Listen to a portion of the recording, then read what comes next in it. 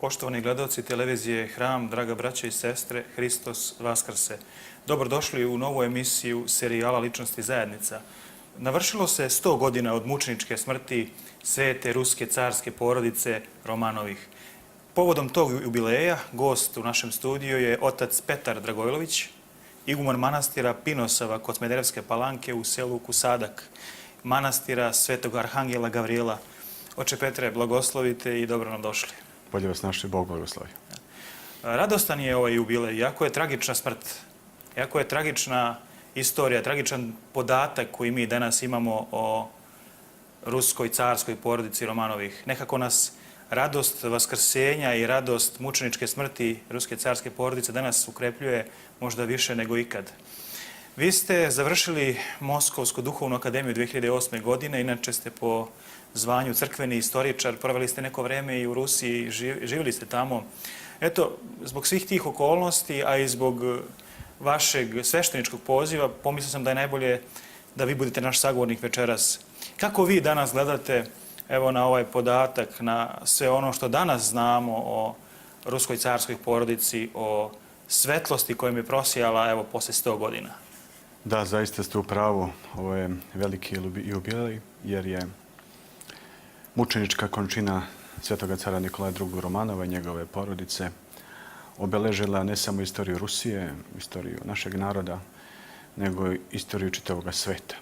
To je bio posljednji veliki moćni hrišćanski vladar u svetu koji je svojom molitvom, svojim podvigom, svojim hrišćanskim životom celokupnim, a i uz pomoć čitave ruske države, praktično održao temelje čitavog sveta dosta stabilnijim padom ruske dinastije Romanov.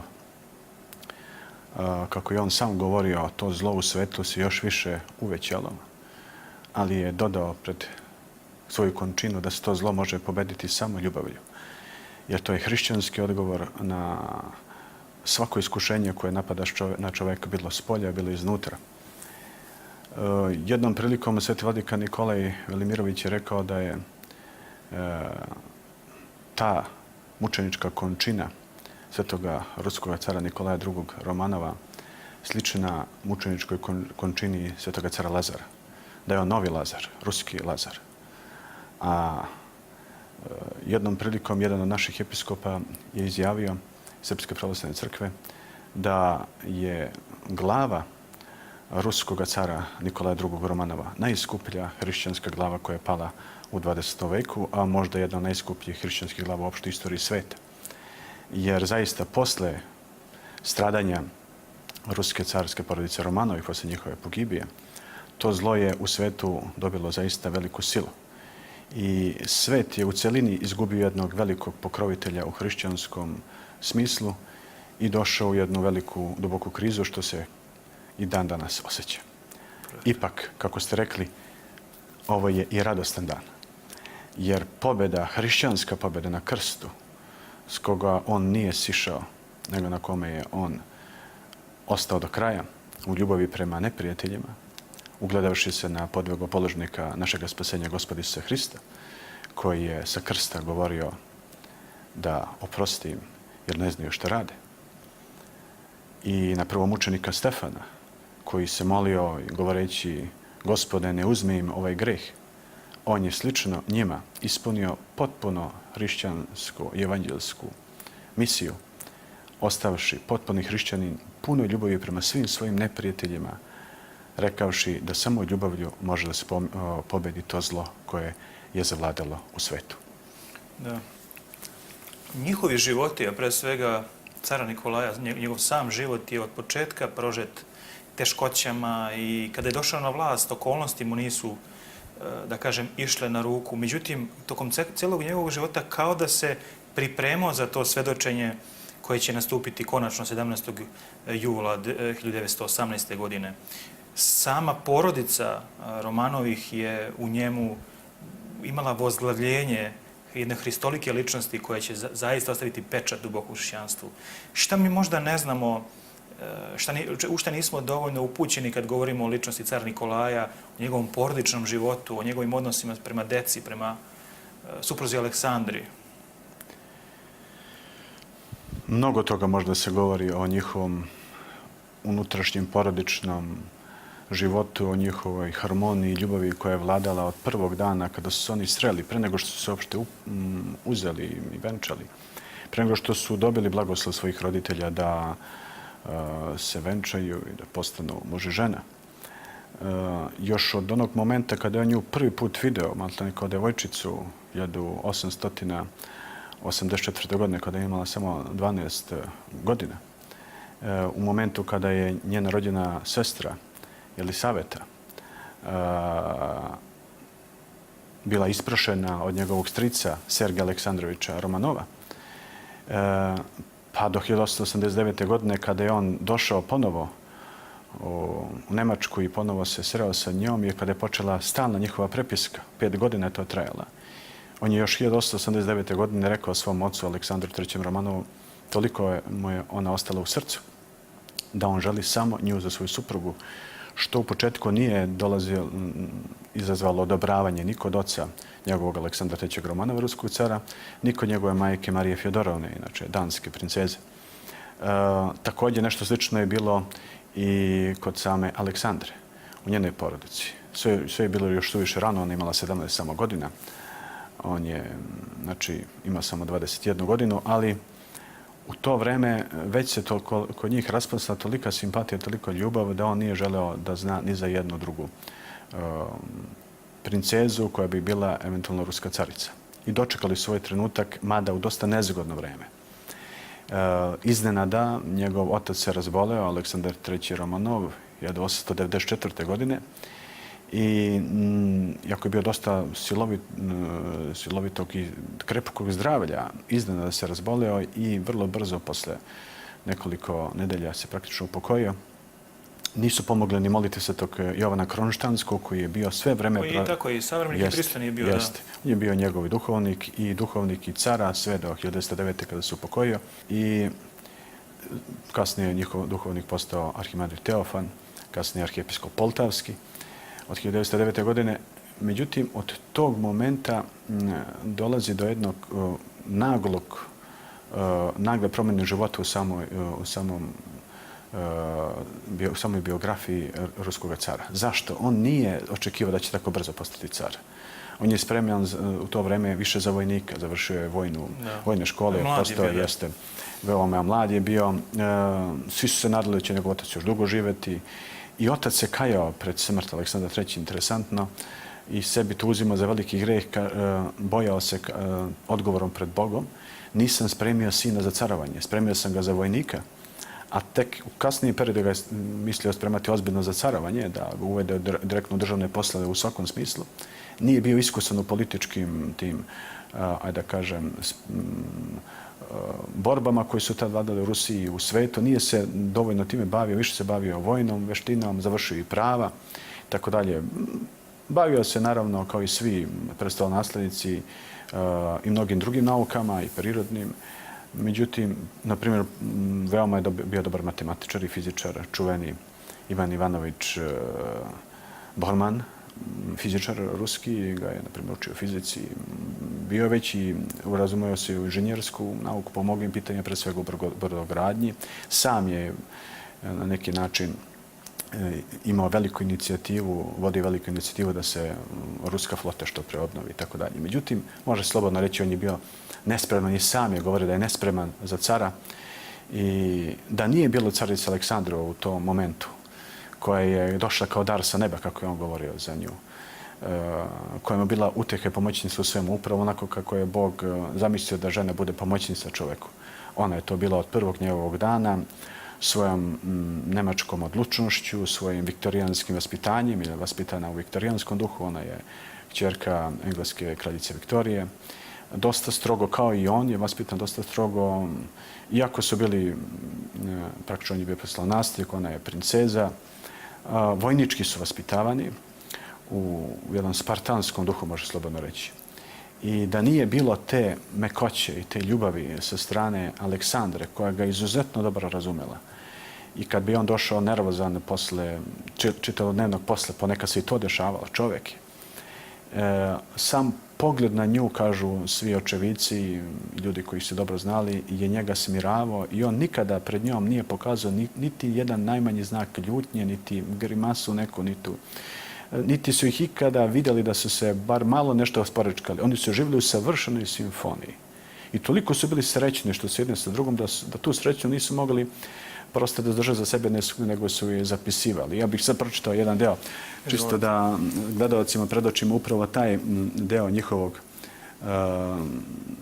karaktera i te njihove ljubavi, koliko ona bila velika. Evo ona šta piše odmah posle venčanja. Kaže, nikada ne bih poverovala da može da postoji ovakva punota sreće na ovome svetu. Takvo osjećanje jedinstva dva smrtna bića. Više se nećemo rastati. Napokon smo zajedno i naši životi su vezani do kraja. A kad se ovaj život završi, u drugom svetu ćemo se ponovo sresti i više se nikada nećemo rastati.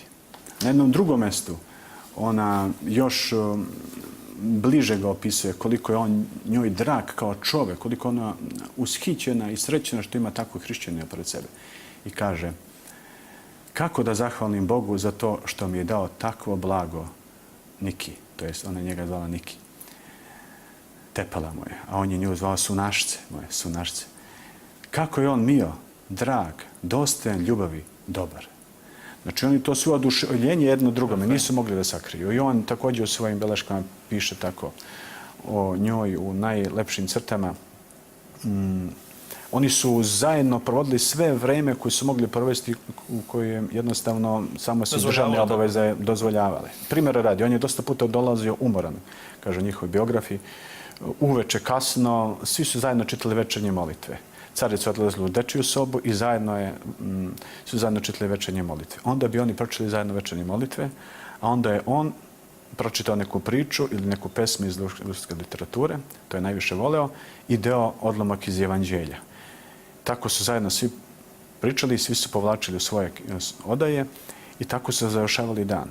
Sve im je počinjelo ujutru sa molitvom, jutarnjom, redovno su išli praznikom i nedjeljom na sve liturgije, redovno su se pričešćivali, oni su imali vrlo razvijenu euharistijsku svest, ovo što danas dosta puta ljudi ne razumeju, pa se vrlo retko i ispovedaju i pričešćuju. Oni su se vrlo često ispovedali i vrlo često pričešćivali. Naravno, imali su svog carskog duhovnika, ali ta njihova euharistijska svest i vezanost za liturgiju bila je toliko jaka i opšte za molitvu u hramu, da je, na primjer, za caricu Aleksandru zapisano i to da je ona posebno voljela Presvetu Bogorodicu i da se njoj posebno molila. i da im nije dosta puta bilo dovoljno to što samo odu na jutarnju, na večernju, da odu na liturgiju, nego se ona tajno molila Bogu, malo se skromnije obuče, da je ne prepoznaju, da je ne bi sad dosuđivali u hramu. Odlazila u jedan hram u Moskovskom Kremlju ili u Petrogradu, obično hram posvećen Majici Božjoj, i tamo pred ikonom obično Kazanske Majke Božije, ako je bilo u Petrogradu, na kolinima klečala, dugo molila se Bogu i za svog supruga, i za decu, i za čitav ruski pravoslavni narod koji ona prihvatila svim srcem, svim bićem, i praktično, jako je bila Nemica, ona je bila Ruskinja po svom duhu, i to ona prava Ruskinja starog moskovskog duha, za razliku od, ajde da kažemo, onog duha koji je već zavladao u dvoru u Petrogradu, koji je bio daleko odstupio od hrišćanstva, pomešan sa ezoterijom, sa spiritizmom, sa mnogo čim što nema nikakve dodirne tačke sa pravoslavljem, sa ateizmom i materializmom, gnosticizmom. Sve se to izmešalo, tad je sve bilo moderno, osim biti pravi pravoslavni hrišćani. Zato su oni bili neshvaćeni od prvog dana. Oni su tako, oni su u pravoslavnoj reči bili neshvaćeni pre svega. To treba naglasiti. I posmatrati sad iz ove teške gledišta. Potpuno neshvaćeni. Nažalost, u samom dvoru. Retki ljudi, Olga, sestra cara Nikolaja, ih je dobro razumela u svojim spisima. Sa oduševljenjem govori o Aleksandri, o Nikolaju, o njihovoj ljubavi, tako dalje. Ajde da kažemo, Pierre Gilliard, koji je bio vaspitač njihove dece i učitelj francuskog, također su s govorio, prosto, na jednom rečenici pita, kaže da je moguće da postoje ovako uzvišena bića, toliko puna ljubavi i harmonije, pa njihova deca, kaže, svih 5 dece su potpuno različiti po karakteru, ali potpuno jedinstveni u međusobnoj ljubavi, što jeste hrišćanstvo i ta mala crkva, što je porodica na delu. Jeste. U suštini, oni su bili jedno i nisu se odvajali.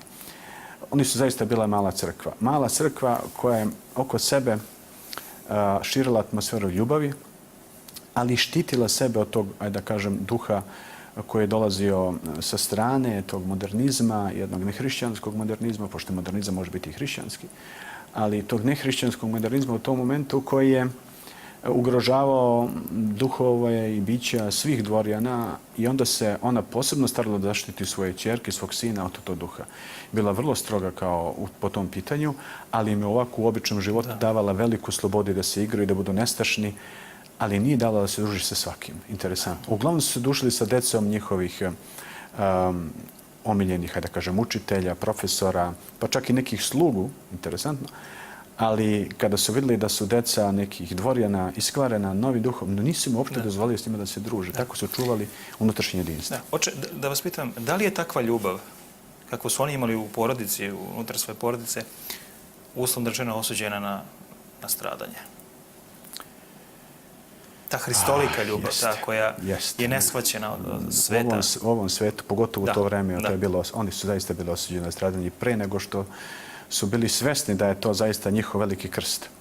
Oni su zaista, ako svako koji želi živjeti pobožno u Hristu, bit će gonjen, kako kaže apostol Pavle. Bilo od ljudi, bilo od demonskih sila, a najčešće s jedne i s druge strane, bilo od bližnjih. Neprijatelji vaši će postati bližnji vaši, kaže Hristos. Tolika ljubav sija, to je nevjerovatno. Da. Kolika je ljubav sila, a s druge strane, kako su oni postepeno spremni za taj krst koji im je Bog dao. Da li je prvi deo vladavine i njihovog braka nagoveštavao takav ishod po vašim, takav ishod i kraj života? Pa znate kako, od prvog momenta se nešto vidjelo da je neki prst stradanja vezan za njih. Evo kako. Primjer radi, kada su oni krunisani 2 godine posle njihovog venčanja, 1894. su venčali, 1896. su granično krunisani miropomazani za carstvo. To je, kaže, bio jedan uzvišeni duhovni događaj, naravno sveta liturgija, posle toga čin miropomazanja cara. Sveti Jovan Kronštanski čini se prisustvovao. Jest. To je trajalo 5 sati. Skupilo se samo na ploščadi, na jednoj velikom, znači, ispred same te crkve, na jednom velikom trgu, 500.000 ljudi, pola miliona. Onda su izneli pred te ljude ogromne velike stolove sa svime što je bilo potrebno, sa jelom i pićem i tako dalje. Svi su želeli da se to proslavi. Počela je ogromna radost. I sve to tako nagoveštavalo da su oni zaista u radosti. Carica je, kaže, toliko uzvišeno djelovala u tom momentu kada je ona klekla pred njega i kada je on stavio, prvo je, naravno, mitropolit stavljao njemu krunu na glavu, pa je on tu krunu stavio na caricu, pa je onda svoju tu krunu vratio na sebe, a njoj je dao jednu manju krunu kako ide taj pravoslavni običaj. Ona je tako smirano klekla pred njega da su svi bili oduševljeni kako je to bilo veličanstveno. Čitav taj ambijent, sve je odisalo nekom veličanstvenosti. I sve je počelo radosno. Da. I oni su želeli radosti sebi i Rusiji, volili su Rusiju. Ali odmah se desilo neko znamenije, što bi rekao Njegoš, da se, kao da je već neko malo predskazanje šta će se desiti. Naime, kada su iznali tu hranu i pred taj narod, 500.000 ljudi, to sve je bilo plaćeno od carske porodice Romanov, došlo u jednom trenutku do velikog haosa. Neko je najverovatnije, da li je bio plaćen ili prosto zbog nekog straha, tako se dogodilo, po promisli Božijem. Neko je uzviknuo, najverovatnije, neće biti dovoljno hrane za sve. Neki su potrčali, kao što obično biva kad je velika gužva. Došli do stihijne gužve, počeli su da gaze jedni drugi. U tom metežu stradilo je mnogo ljudi, bilo je mnogo mrtvih, mnogo ranjenih. I car i carica u dan kada su dočekali ispunjenje svih onih njihovih snova, da će oni zaista biti jedno u bračnoj zajednici, jedno biće, kako kaže apostol Pavle. Kada je takva blagodat išla njih, kada su zajedno pričestili, kada je bilo sve narodno slavlje, doživjeli takav potres, takvu tugu, došlo je do meteža spolja. Kao što je u njihovom životu taj metež spolja njih na kraju u narodu koji je počeo, izazvan pre svega, može slobodno reći, izdajem inteligencije i generala i političara u to vreme, kada je izbila revolucija 1917. Međutim, taj metež se preneo na narod 1917. A ovo je sve kao da nam nagoveštavalo da njihovo carstvovanje će biti krvavo, kod neku pobunu, oko čega? Oko hleba, tako. Oko hrane. To je bila jedan lozung, jedna parola boljševika, pa i Kerenskog i Lavrova koji su bili pre njih, Lavova koji su bili pre njih, posle njih predsjednik vlade i tako dalje. Ta priča o tome da nema hleba, da treba hleba, to je jedna izmišljena potpuno priča. Nemamo vremena sada da pričamo. Rusija u svakom pogledu, u ekonomskom pogledu, bila daleko naprednija zemlja svih zemalja u to vreme Evrope. Daleko ispred Francuske, daleko ispred Nemačke, daleko ispred Engleske. U Rusiji ništa nije falilo za vreme Drugog svjetskog rata. Mogli ste u sred 1917. kupite limun u Petrogradu. To što jednog dana zafalilo hleba namerno po nekim dogovorima, tako zagovorima i tako dalje, pa je to onda iskorišćeno kao da nema hleba u Petrogradu. To je sve bila jedna farsa, u suštini jedna velika igra da se izazove revolucija 1917. što je već bilo dogovoreno od visokih političkih i vojnih krugova, čega car nije bio svestan. I to je bio jedno već znamenje da će doći do nekog stradanja, velikog i prelivanja krvi u vreme njihove carovanja i toliko su bili tužni. I odmah su počeli klevete protiv njih. Znači sve vreme njihove vladave njih plate klevete. Da su car i carica krivi za prelivanje krvi nevinog naroda i tako dalje. Da su oni posle toga nastavili ceremoniju bal koji je posle toga bio, naravno u čast raznih diplomata koji su tu došli. Car je odmah htio da otkaže bar, carica također. Oni su zahtevali od svojih, međutim svi su ih molili i oni od njih zahtevali da bar mora biti održan jer će to biti diplomatski skandal. Francuska je čak uložila ogromna sredstva u taj bal. I došlo je do mimoležanja.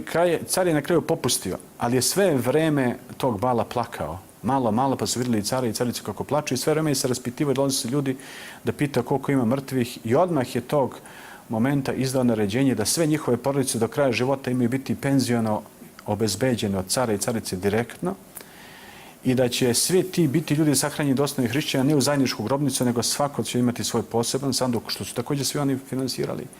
I sve vreme su se molili za njih i sve vreme oni su bili potrešeni tim događajem. Da bi u isto vreme, primjer, radi socijalistička štampa u Švajcarskoj, da je tad, primjer, bio Lenin, tako dalje, govorila kako je car krvnik, kako ga nije briga za narod, kako on otišao na bal i tako da što je odmah bila jedna velika kleveta protiv njega. Da.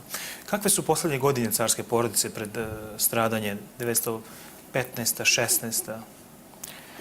Koje su karakterne momenti koji u stvari karakterišu njihov život? Da li se već osjeća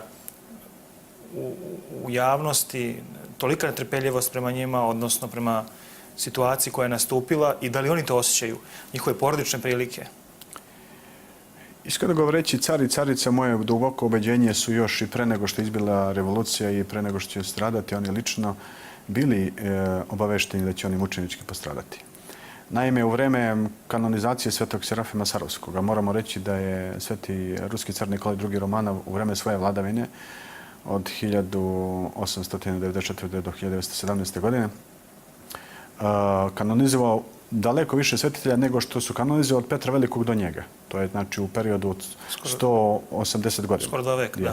Skoro 2 veka. Između ostalog 1903. je kanonizovan sveti Serafim Sarovski. U dan njegove kanonizacije... Čini mi se da je 17. jula kanonizovan, je to i avgusta meseca je kanonizovan, početkom avgusta meseca. To je 903. godina, tako? 903. Oni su došli ushićeni, pošto je bio predlog sinoda Ruske pravoslavne crkve da se on kanonizuje. Car je u tom trenutku, kad je čuo predlog, skočio od radosti i rekao neka to bude odmah. Toliko se radovao. I oni su se radovali, sami su nosili kovče sa moštima Svetoga Batjuške, Serafima, i carica i car u Divjevu. I to je bilo jedno toržestvo. Međutim, kada je došlo do otvaranja pisma Svetog Serafima Sarovskog koji je on pred smrt dao, da se otvori onom caru koji će njega proslaviti kao sveca, situacija se naglo promenila. On je pročitao to pismo, u tom pismu očigledno pisalo da će on mučenički postradati. On je potpuno promenio izraz lica. Od one radosti on je prebledeo. To pismo Batjuška Serafim piše i ostavlja monahinjama koje do tad nije otvarano. Car ga otvara prvi put tada na ceremoniji proslavljenja. Jeste. Da. I kada je posjetio blaženu Pelagiju Pašu Sarovsku, istog tog dana, ona ih je pozvala da uđu kod nje u keliju, ali samo caricu i cara, nikog drugog. I pričala je dugo sa njima. Kada su izlešli iz njene izbe, iz njene male kućice gdje je ona živjela, oni su bili potpuno prebledili. Carica je čak bila pomalo i protestovala i nervozno govorila to nije tačno, to je nemoguće se sama da se desi, to su ljudi čuli. Tada im ona još rekla da njih čeka težak krst i da će biti izdati od najbližih svojih saradnika, pre svega od generala i od predstavnika Državne dume, a kasnije i od dela naroda. Međutim, narod kao narod, moram slobodno da kažem, i to uopšte ne bi pogrešio, ogroman deo naroda ruskog je bio okrenut ljubavlju prema caru, jer je ogroman deo naroda bio krestijani, to su bili seljaci, ljudi zemljoradnici, koji su reformama i Aleksandra II. Romanova, pa i Nikolaja II. Romanova, u suštini dobili zemlju nazad i došle do jedne ogromne agrarne reforme, jedne velike pravde koje se desila u Rusiji. Nije ta agrarna reforma završena do kraja, ali predsjednik vlade Petar Stolypin je to izveo u najvećoj mjeri, veoma dobro. Nažalost, i on je ubijen u atentatu u Kijevskoj operi 1911. godine. Najbolji možda predsjednik carske vlade Petar Stolypin. Lični izabranik cara Nikolaja, koga lično car Nikolaj uhvatio za ruku i pred ikonom u hramu rekao molim te, evo stojimo pred ikonom, imam povjerenje u tebe, ti ćeš biti sljedeći predsjednik vlade. Jako to vrlo bilo opasno. Ubijeno su prethodno 2 ministra unutrašnjih poslova u atentatima terorista. Ubijen je Sergej Aleksejević Romanov, muž Jelisavete Romanov, rođen je sestre Aleksandra Romanov, carice. Ubijen je ministar prosvete Bogoljubov. Ubijeni su mnogi visoki dužnosnici, ajde da kažem, funkcioneri tadašnje ruske carske administracije i biti tada predsjednik vlade je bilo veoma opasno. Oni su se spremali za smrt još od tog momenta 1903. godine. Do tada oni zaista nisu bili, možda su predosjećali da je situacija vrlo loša u Rusiji što se tiče inteligencije, što se tiče dela ajde da kažemo čak i plemstva, koje ih je mrzelo, to su oni osjećali u svakodnevnoj komunikaciji, nisu ih voljeli jer su se potpuno razlikovali od njih. Oni su bili zaista pravi hrišćani, što je u to vreme bilo totalna retkost, pogotovo na dvoru.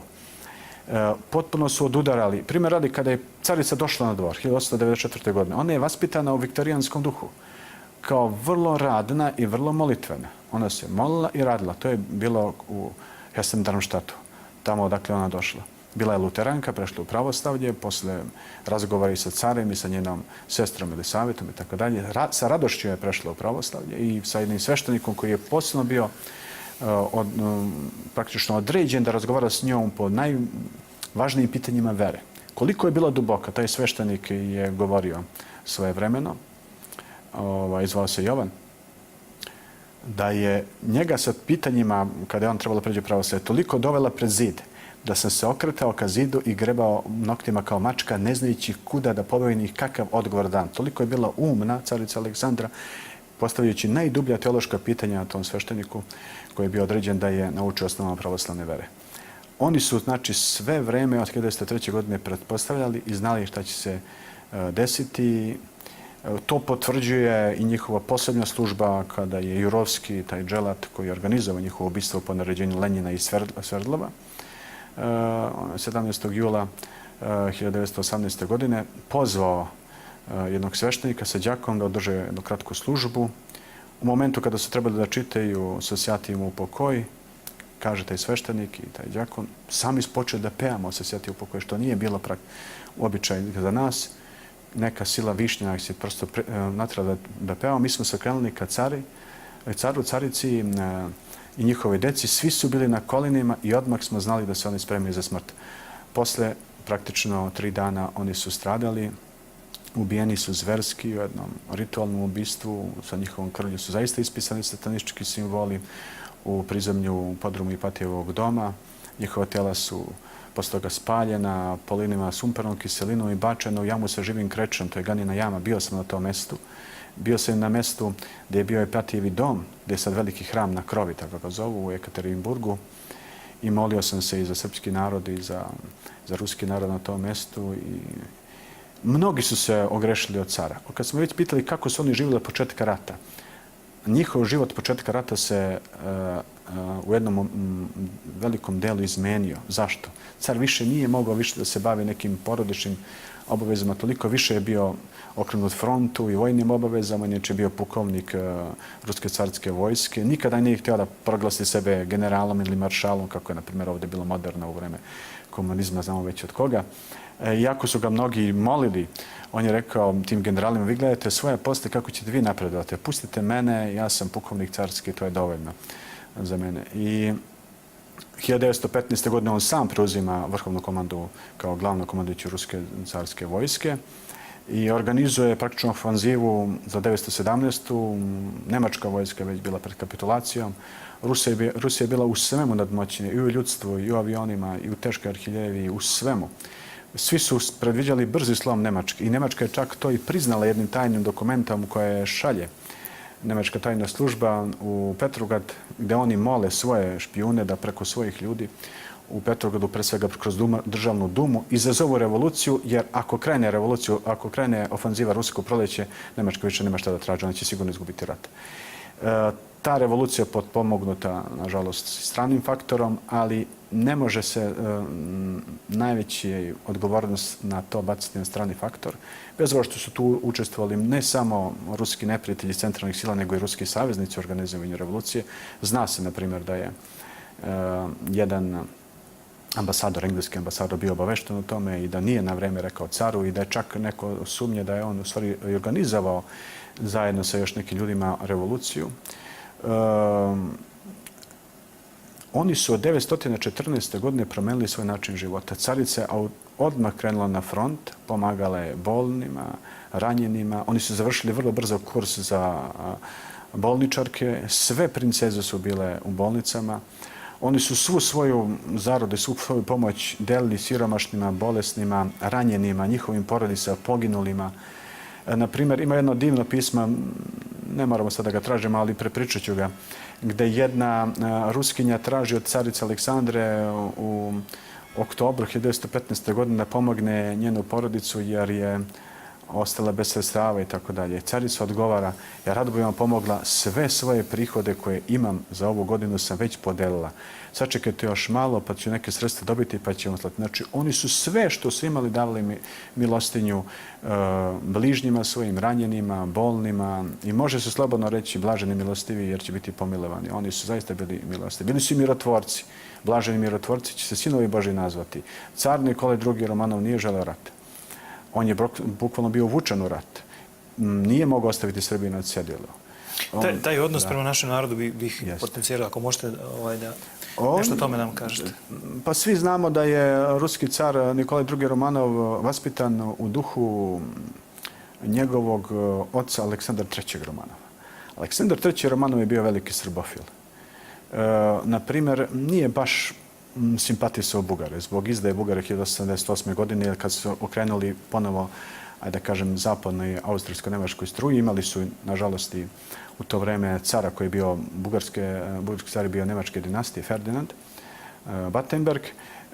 Međutim, ima čak jedna anegdota da za ruskog cara Aleksandra III. Romanova da u njegovom prisustvu niko nije smeo pomenuti bugarsko ime. Toliko je bio ljut na Bugare.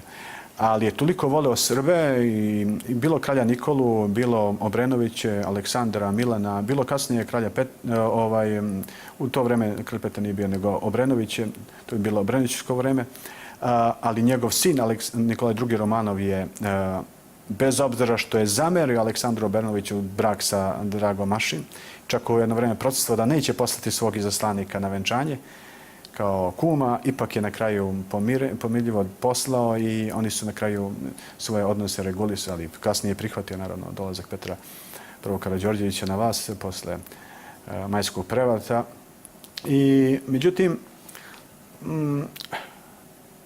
on je vaspitan u jednom tako duhu ljubavi prema Srbiji koji je teško opisiv.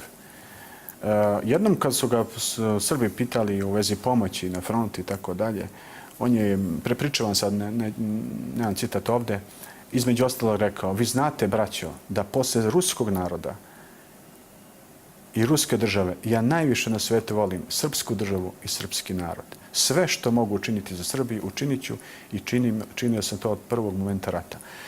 Zaista on uopšte nije bio obavezno da uđe u Prvi svjetski rat. Austro-Ugarska objavila rat Srbiji, nije objavila rat Rusiji, ali je Rusija se osjećala odgovorno zaštiti svoju slabiju pravoslavnu sestru. I ta ruska žrtva prema i ruskog cara, i ruskog naroda, i ruske dinastije, njegove dece, to je žrtva koja se ne može platiti, kako je govori vladika Nikolaj. Ne mogu nikada platiti ni vekovi, ni pokoljenja, jer je milioni i milioni Rusa su stradali iz ljubavi prema Srbiji, i srpski narod to pamti. I zato je takva veza između Srba i Rusije dan danas tako duboka. I zato mi u Beogradu imamo, hvala Bogu, kao kaže moj veliki prijatelj i veliki Srbin i Rus, vjeromonah i u stvari već iguman Ignjatije Šestaković Sretenskog manastira, koji je govorio, ja se ponosim što u Beogradu kada dođem vi imate spomenik ruskome caru Nikolaju II. Romanovu, koji mi, nažalost, nemamo. U mnogim ruskim gradovima nemaju spomenik ruskom caru Nikolaju II. Romanovu, što je na neki način odraz jednog mišljenja da i dan danas u Rusiji on nije dovoljno shvaćen. Danas ga nazivaju mnogi slabim carom, neorganizovanim carom, čak neko carem krvnikom. Ali istina se ne može sakriti. Možete pravdu Božju, ne znam, baciti na sve strane sveta, će nići na svoje podove ponovo doneti. Tako i ta pravda Božja o njima, istina o njima prodire polako i ruski narod i Rusi polako shvataju kolika je on bio duhovna gromada, kakav stub i u crkvi, u državi njihovu, u istoriji ruskog naroda je možda se slobodno reći najpobožniji ruski car koji je ikada vladao Rusijom i car koji se ovenčao mučeničkim vencem sa čitavom porodicom, što je dupla kruna u Carstvu nebeskom, da tako kaže, što niko od ruskih careva prethodno nije na taj način. Jesu i ubijeni, na primjer, Aleksandar II. Romanov, to je tačno, ali ubijen je Pavle I. Romanov, isto u jednom zagovoru, jednoj revoluciji, mini revoluciji dvorskoj. i sve su bili mučenici za veru, ali čitava porodica, i on, i žena, i deca, i Rusija, i milioni ljudi, u jednom organizovanom prevratu, a kasnije organizovanom genocidu protiv ruskog naroda koji je trajao praktično sve vreme vlasti Lenjina pa i Staljina. To je ono što Srbi moraju uvijek da pamte i što je vladika Nikolaj stalno govorio u nekim svojim pismima i nekim svojim odgovorima.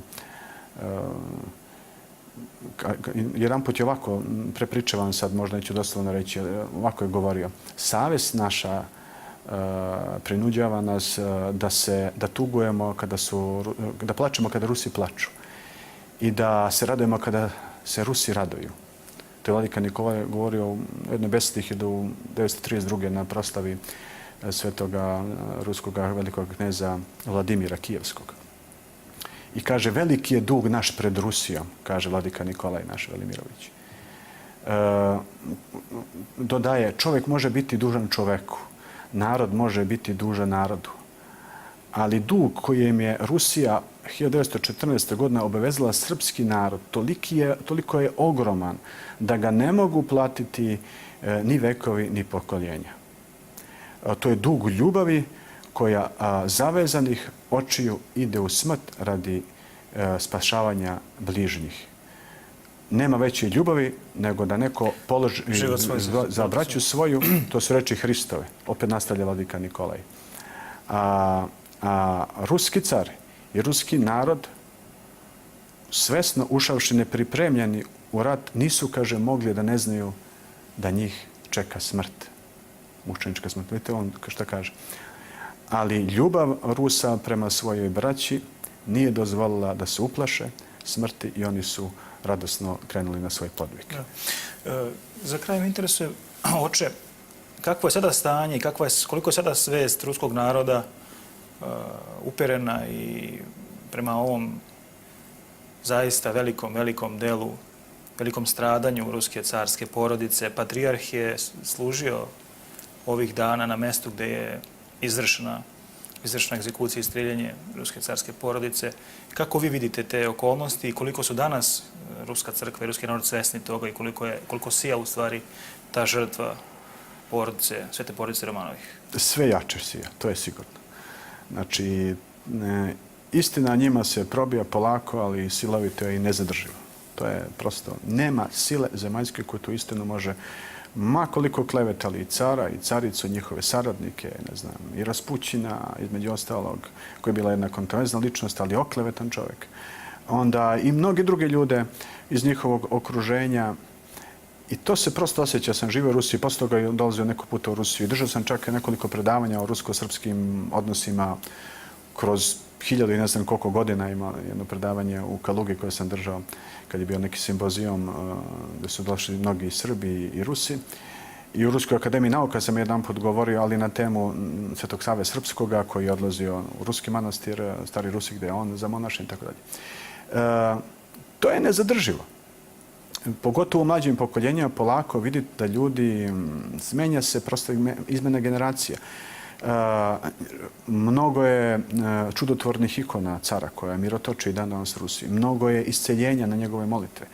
Akatistim je davno napisan. 1981. godine njih je Ruska zagranična crkva kanonizovala. Tu kanonizaciju potvrdila Ruska Moskovska patrijaršija 2000. godine.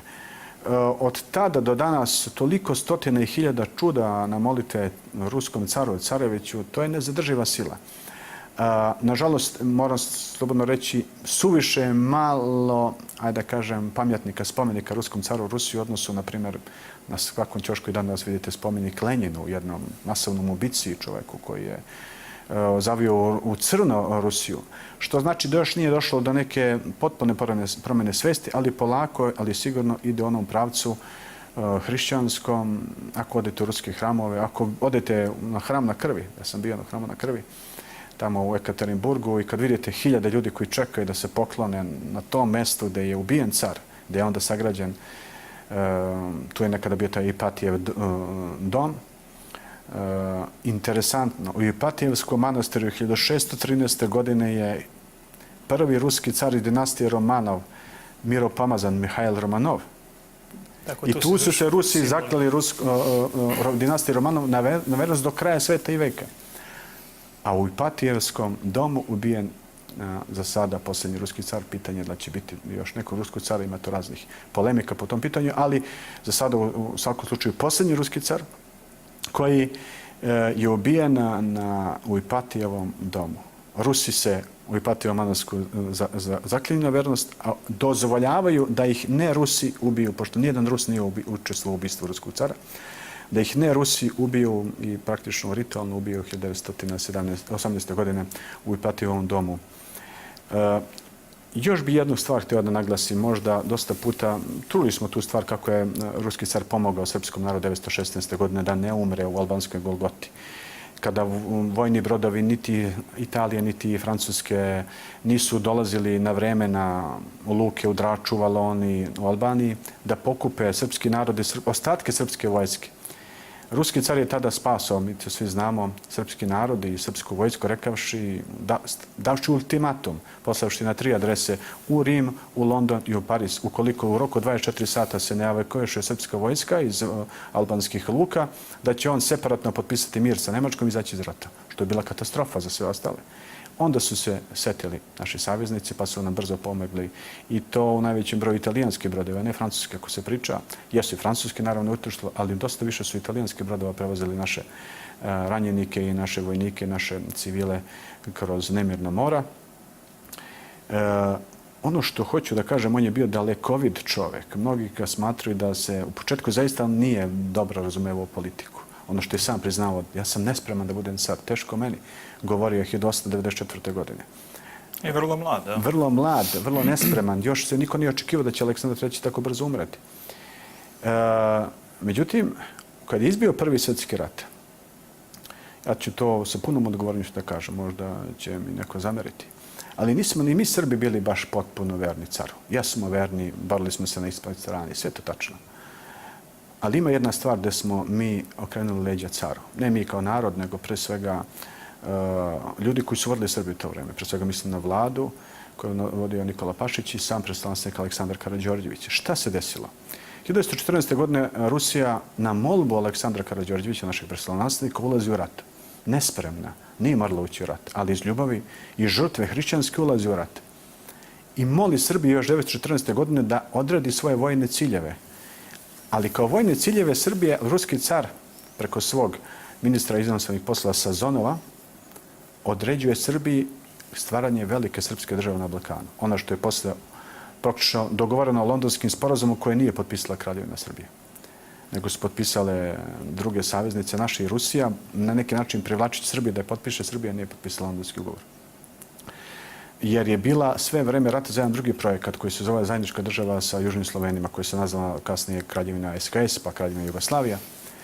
Sve vreme rata ruski car moli srpskog prestolonaslednika Aleksandra Karađorđevića i našeg predsjednika vlade u to vreme, Nikolu Pašića i sve političare, da se odreknu tog projekta i pred Nišku deklaraciju 1914. godine u decembru, kada je zvanično objavljeno da je ratni vojni cilj Srbije otvaranje Jugoslavije praktično, on ponovo šalje Sazonova i ponovo dolazi do pregovora i ponovo Sazonov moli srpske, ajde da kažem, vlastodržce da odustanu od Jugoslavije, da to će biti veoma loš projekat za same Srbe, da će Srbi tu najviše izgubiti i nastradati i da će imati veliki problema pre svega u toj relaciji sa najvećim tadašnjim narodom koji pored Srba žive u Jugoslaviji, sa Hrvatima, koji su bili druga civilizacija, kako je on govorio.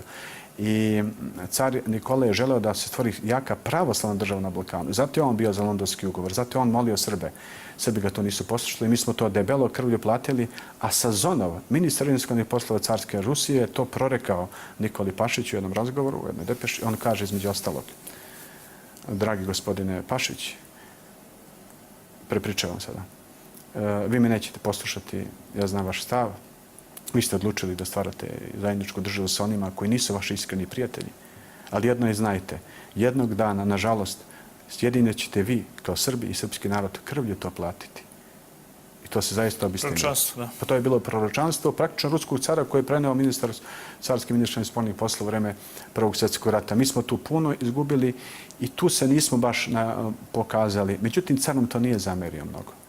Zna se da je sve vreme, on dalje ostao veran Srbiji i da je i kasnije podržavao, bez obzira što je Srbija sve vreme govorila zajednička država sa Slovencima i sa Hrvatima, jedna, ajde da kažem, onako s polja simpatična ideja, ne možete reći da nije simpatična, ali u suštini ipak promašena ako se dobro razmisli i hrišćanski razmotri. Pre svega, ako se gleda kroz prizmu poslušanja ruskom caru. Mi nismo smjeli sami da određujemo svoju spoljnu politiku, nego smo trebali da određujemo na osnovu stava našeg najvećeg saveznika, to je pravoslavna Rusija. Sjetim se, pošto sam dugo godina živio u Cetinskom manastiru, kako je Sveti Petar Cetinski tada reagovao. Naprimjer, kada su mu Rusi nešto govorili što nije bilo u interesu ni Crne Gore, ni njega lično. Ali on je ovako odgovarao. Primjera radi, Sveti Petar Cetinski oslobodi Konavle, Boku Kotorsku, Budvu i pripoji Crnoj Gori i nazove tu državu Crna Gora i Boka, tako je nazvao, sa sedištem i malim parlamentom u Dobroti pored Kotora. I već je prisjedine, već su svi radovali, međutim Rusija sa Austrijom potpisuje tajni dogovor posle Velikog rata i obaveštava Svetog Petra Cetinskog da se mora povući iz Primorja i da će te kasnije vidjeti šta ćemo sa teritorijalnim proširenjima na jug i tako dalje. Sveti Petar plače i piše ruskom caru da je iznenađen takvim rješenjem i da to je praktično izdaja one krvi koje su oni dali zajedno sa ruskim, ajde kažem, ruskom vojnom flotom koja je to bila u Jadranskom moru. Ali se povukao i rekao jednu rečenicu čuvenu da i u njegovom testamentu to ponavlja, da on je obavezan kao hrišćanin da uvek bude poslušan ruskom imperatoru, jer on zaštitnik svih pravoslavnih hrišćana i da on u suštini nema svoju spoljnu politiku. Da je tu naša vlada poslušala svetog ruskog cara Nikolaja II. Romanova, pre svega naš prestolonaslednik koji ima najveći uticaj na odluke, mislim da bi drugačija potpuna situacija bila i sa nama posle Prvog svjetskog rata i mnogo drugačije bi se sve odvijalo, a pitanje je kakav bi Prvi svjetski rat kojim bi tokom pošao, to je znak pitanja zašto. Zato što je po prvom nekom dogovoru kako bi se trebalo to sve rešiti, ruski car predložio sljedeće. On je znao za bugarske aspiracije. Bugarska je ušla u rat tek 1915. na strani centralnih sila. Ona je bila neutralna, a imala je najjaču vojsku po broju vojnika, a i po naoružanju koje je imala na Balkanu. Daleko jaču nego Srbija. I njima je bilo u interesu da se ponovo obnovi Balkanski savez koji je propao drugim Balkanskim ratom godinu dana ranije. I on je obećao Bugarima: ja ću izmoliti kod Srba deo Vardarske Makedonije da malo pripadne. Ako to Srbi prihvate, oni će dobiti Bosnu, više od pola Dalmacije, čitavu Slavoniju, današnju Vojvodinu, praktično da stvorit ćemo veliku Srbiju. Međutim, Bugarima otprilike to bilo malo. Oni nisu pozitivno odgovorili na taj ruski car. Još se nešto cenkali, nečekali. Dok se oni cenkali, nečekali, Srbija je već iznala svoj, potpuno drugi plan o stvaranju Jugoslavije i Rusi su ostavljeni na cedilu na neki način sa svojim spoljno-političkim planom na Balkanu i od Srba i od Bugara. Od Srba zbog jugoslovenstva, od Bugara zbog toga što su oni imali tajni plan da imaju dogovor sa centralnim silama. Njihov prestolonaslednik je bio germanskog porekla, u stvari njihov car. I na kraju krajeva nismo se baš ni mi svi na Balkanu u svemu držali poslušnosti ruskome caru. I to je naš greh. Iskreno ću vam ispovediti. Kada sam došao na mjesto gdje je postradao posljednji ruski car, gdje je ubijen, između ostalog sam rekao jednom mom prijatelju ovdje: ajdemo sada plačemo za greh srpskog naroda što nismo poslušali ruskog cara da stvorimo jaku i moćnu svoju srpsku državu na Balkanu, jer tim svojim planom poremetili smo možda čak i njegove planove, možda čak Bugarska ne bi ni ušla u rat protiv Srbije 1915 godine. To je već sve znak pitanja, mi ne možemo biti proroci po tom pitanju, ali smo se ogrešili u svakom slučaju u tom pogledu ruskog cara. I verite, ja i to moji prijatelji smo klekli na to mjesto i plakali ne samo za greh Rusa protiv cara, nego i za taj jedan greh, ne mali, naš, pre svega naših vlastodržaca u to vreme prema ruskom imperatoru Svetom Nikolaju II. Romanovu. Oče, hvala vam zaista na ovom razgovoru. Mi se radujemo što ste danas bili danas gosti, iznijeli ovoliko podataka, da nam Bog pomogne da sagledamo svu veličinu svetlosti koja isijava iz, nažalost, mnogostradalne porodice cara Nikolaja i carske porodice Romanova i da to koristimo kako bi nas nadogradili do susreta sa Hristom. Žao mi je što nismo imali više vremena. Nadam se da smo bar malo uspjeli da, eto, na ovaj veliki jubilej 100-godišnjice od stradanja carske ruske porodice Romanovih spomenemo i da dovedemo u upoznanje svega onoga što možda sad nismo čuli. Ja vam želim svako dobro do nekog novog susreta. Hvala vama što ste me pozvali. Poštovani gledalci televizije Hram, bila je ovo još jedna emisija Serijala Ličnost i zajednica. Naš gost i sagovornik bio je otac Petar Dragojlović, iguman manastira Pinosova kod Smederevske Palanke, manastira Svetog Arhangela Gavrijela. Svako dobro, do novog viđenja. Utrenjuju globoku i mjesto mira pjesan prinese mladiće i Hrista